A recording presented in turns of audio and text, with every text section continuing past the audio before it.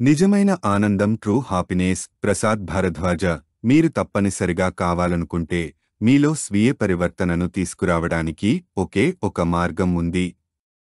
కానీ మీరు ఇప్పటికీ మీ ఆనందాన్ని బయటి నుండి తీసుకుంటూ దాని ఫలితంగా వచ్చే అసంతృప్తిని తట్టుకోగలుగుతూ ఉంటే బహుశా మీరు ఈ స్వీయ పరివర్తనను అంత అవసరం అనుకోరు.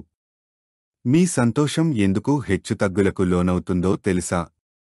మీ ఆనందం బయటి దేనిపైనైనా ఆధారపడి ఉన్న వెంటనే మిమ్మల్ని మీరు ఒక స్థితికి, పదార్థానికి లేదా బహుశా ఒక వ్యక్తికి మిమ్మల్ని బానిసగా చేసుకుంటారు. ఒక బానిస ఎప్పుడూ స్వతంత్రుడు కాదు. మీరు స్వేచ్ఛగా లేకుంటే నిజమైన ఆనందం అసాధ్యం. నిజమైన ఆనందంలో హెచ్చుతగ్గులు ఉండవు. నిజమైన స్వాతంత్ర్యం అంటే మీ ఆనందం లోపల నుండి రావడం.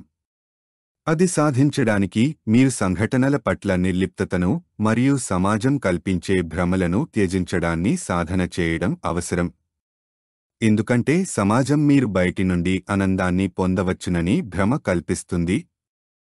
కానీ బయటి నుండి లోపలకు కాదు, లోపల నుండి బయటకు ఆనందం ప్రవహిస్తుందని గ్రహించడం సాధకులకు అత్యవసరం.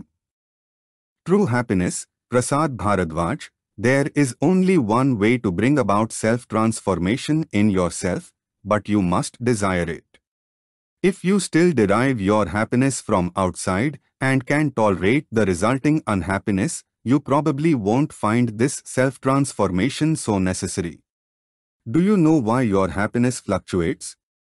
As soon as your happiness depends on something outside, you enslave yourself to a situation, a substance, or perhaps a person.